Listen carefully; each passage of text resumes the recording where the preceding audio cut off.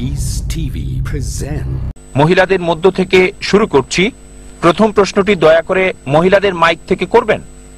আসসালামু আলাইকুম, আমার নাম ভাগ্যলক্ষ্মী। আমি একজন হিন্দু, আর এখন আমি ইসলাম ধর্ম গ্রহণ করতে চাই।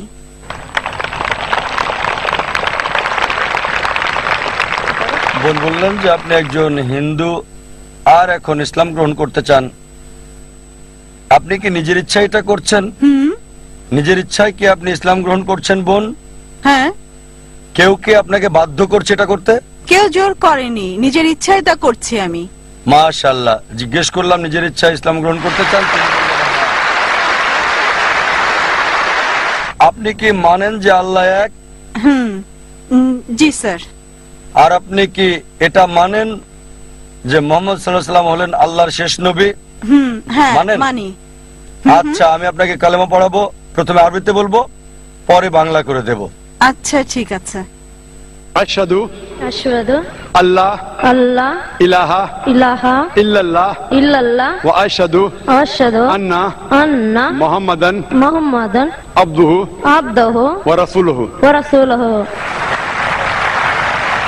আমি সাক্ষ্য দিচ্ছি আমি সাক্ষ্য দিচ্ছি যে আল্লাহ ছাড়া কোনো মাবুদ নাই আর মুহাম্মদ সাল্লাল্লাহু আলাইহি ওয়াসাল্লাম তার বান্দা এবং রাসূল। মাশাআল্লাহ বোন, আপনি এখন মুসলমান হয়েছেন। আল্লাহ আপনাকে উত্তম প্রতিদান দিক আর আল্লাহ আপনাকে জান্নাত নসিব করুক। আমি দোয়া করি আল্লাহ সুবহানাহু ওয়া তাআলার কাছে যাতে জান্নাত দেন আপনাকে। আর ইনশাআল্লাহ আবার আল্লাহর কাছে আমরা দোয়া করি যাতে আপনার জীবনে শান্তি আসে আর এই তিনটা অর্জন করতে পারেন, যে আল্লাহর সন্তুষ্টি, এই পৃথিবীতে শান্তি এবং আখিরাতে জান্নাত ইনশাআল্লাহ। আমার একটা নাম রেখে দিন আপনি। বোন বললেন যে আমি আপনার একটা নাম রেখে দিই। আপনি আয়েশা রাখতে পারেন। আয়েশা। আচ্ছা। পরবর্তী প্রশ্ন দ্বিতীয় নম্বর মাইক থেকে দূরে মহিলাদের মধ্য থেকে। হ্যালো, শুভ সন্ধ্যা স্যার। আমার নাম রুবি পার্কার আর আমি একজন ড্রেস ডিজাইনার।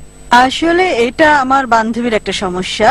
সে একজন মুসলিম আর বিয়ে করেছে একজন হিন্দুকে।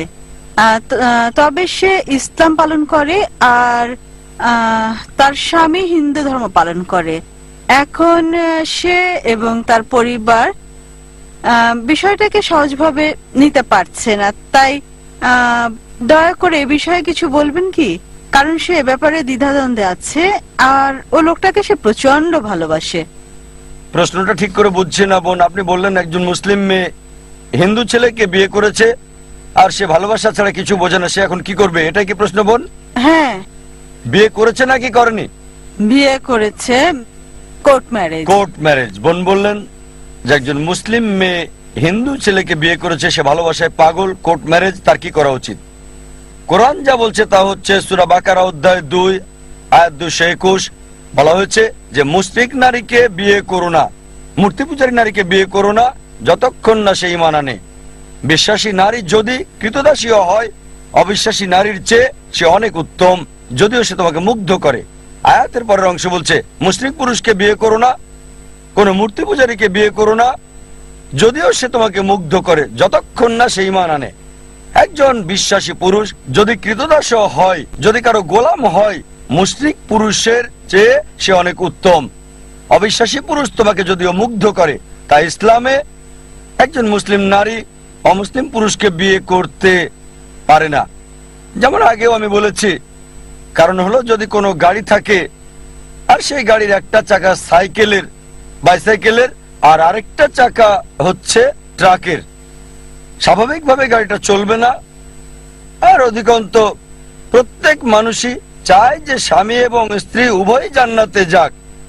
তাই যদি সে মুসলিম দাবি করে, তার জীবনের মূল উদ্দেশ্য হবে আল্লাহ সুবহানাহু ওয়া তাআলাকে খুশি করা। যেমন আমি বলেছি যে কোরআন বলছে সূরা নিসা অধ্যায় 4 আয়াত 48, সূরা নিসা অধ্যায় 4 আয়াত 116, আল্লাহ যে কোনো গুনাহ ক্ষমা করবেন, তবে শিরক করার গুনাহ তার সাথে শরিক করার গুনাহ তিনি কখনোই ক্ষমা করবেন না। সুতরাং কিভাবে সে এমন জীবন সঙ্গী বেছে নিতে পারে যার উদ্দেশ্যই ভিন্ন? তার মানে হতে পারে আপনি স্বার্থপর, আপনি জান্নাতে যেতে চান, জীবন সঙ্গী জান্নাতে যাক সেটা চান না। তাই যদি সত্যি সে স্বামীকে ভালোবাসে, আলটিমেটাম দিতে পারে, যদি এই অবস্থায় থাকো জান্নাতে যেতে পারবে না, তাই আলটিমেটাম দেন, যদি আমাকে চাও ইসলাম গ্রহণ করো তুমিও জান্নাতে যেতে পারবে, যদি ইসলাম গ্রহণ করো আমি তোমার সাথে আছি, অন্যথায় আমি তোমার সাথে নাই, যাতে করে এই দুনিয়ার সেরাটা পায় আর সেই পুরুষ উভয় জগতে সফল হতে পারে। হ্যাঁ ভাই, সামনের 1 নম্বর মাইক থেকে। আমার নাম প্রেম, পুরো নাম প্রেম মিশ্রা। আমি একজন অমুসলিম। আমার প্রশ্ন হলো স্যার, আসলে আমি ইসলাম গ্রহণ করতে চাই, এটা এটা এটা আমার প্রশ্ন। কোনো পক্ষপাতিত্ব করছি না, নিজ থেকেই প্রশ্নটা করছি। স্বাভাবিকভাবেই বলা যায় আমি ইসলাম গ্রহণ করতে চাই, তবে ভালো মুসলিম মানে কিভাবে, আসলে ভালো মুসলিম কে বা কারা, এই জন্য আসলে জানতে চাচ্ছি। ভাই যদি শুনতে ভুল না করে আপনি ইসলাম গ্রহণ করতে চান আর জানতে চান আসল মুসলিম কি, হ্যাঁ, কিভাবে ভালো মুসলিম হওয়া যায়, কিভাবে ভালো মুসলিম হবেন। ভাই ভালো মুসলিম হতে হলে, মুসলিম মানে যে নিজের ইচ্ছাকে আল্লাহর কাছে সমর্পণ করে, তাই যদি আপনার ইচ্ছাকে আল্লাহর কাছে সমর্পণ করেন আপনি মুসলিম। নিজের ইচ্ছাকে আল্লাহর কাছে সমর্পণের মানে আপনাকে মানতে হবে আল্লাহ এক, আল্লাহ ছাড়া আর কেউ ইবাদতের যোগ্য নাই। বিশ্বাস করতে হবে মুহাম্মদ সাল্লাল্লাহু আলাইহি ওয়াসাল্লাম সর্বশেষ এবং চূড়ান্ত নবী। আর যখন আপনি কোরআন পড়বেন, যা আমি আগে লেকচারে বলেছি, এটা সর্বশেষ এবং চূড়ান্ত নির্দেশিকা বই মানব জাতির জন্য। তাই যদি কোরআন পড়েন এবং আমল করেন, আল্লাহর নির্দেশ মেনে চলেন, যদি বিরত থাকেন যেগুলো আল্লাহ নিষেধ করেছেন সেগুলো থেকে, তাহলে আপনি একজন সত্যিকারের মুমিন হতে পারবেন। আর আরেকটা বিষয়, স্যার আমার সম্পূর্ণ পরিচয়টা কি বদলাতে হবে, যেটা আমার অমুসলিম অবস্থায় ছিল? আপনার নাম এটা বাধ্যতামূলক কিনা তিনি জিজ্ঞেস করছেন। নাম পরিবর্তন করা বাধ্যতামূলক কিনা মুসলিম হওয়ার পর? না, এটা বাধ্যতামূলক না, তবে চাইলে করতে পারেন।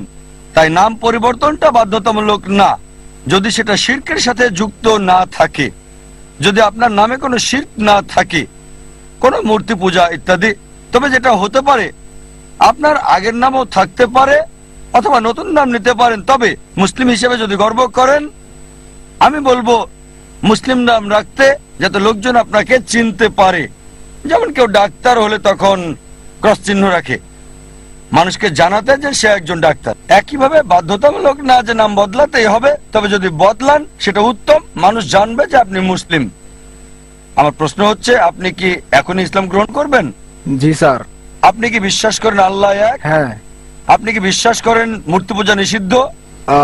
হ্যাঁ স্যার। আচ্ছা, আপনি কি বিশ্বাস করেন নবী মোহাম্মদ হলেন সর্বশেষ এবং চূড়ান্ত নবী? হ্যাঁ স্যার।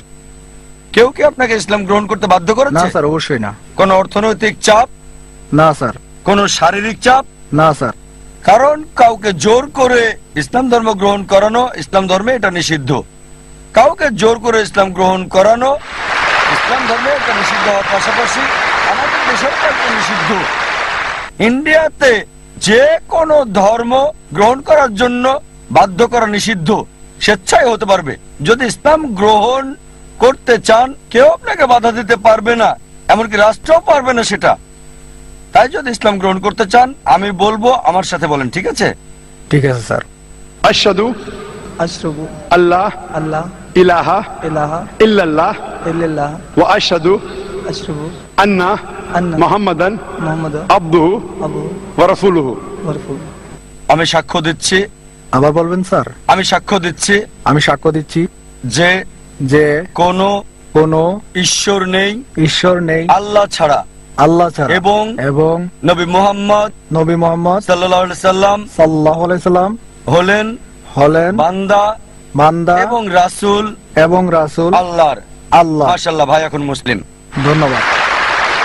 আমি আপনাকে মঞ্চে আহ্বান করছি কোরআনের একটা কপি নিয়ে যাওয়ার জন্য, যাতে ভালো আমলকারী মুসলিম হতে পারেন। সেজন্য কোরআনের একটা কপি উপহার দিতে চাচ্ছি। ভলান্টিয়ার ভাইদের অনুরোধ করব কোরআনের একটা কপি এখানে দিয়ে যেতে। ভাই আপনি মঞ্চে আসেন প্লিজ। আমি আপনাকে কোরআনের একটা অনুবাদ কপি দিতে চাই, যাতে আপনি একজন ভালো আমলকারী মুসলিম হতে পারেন।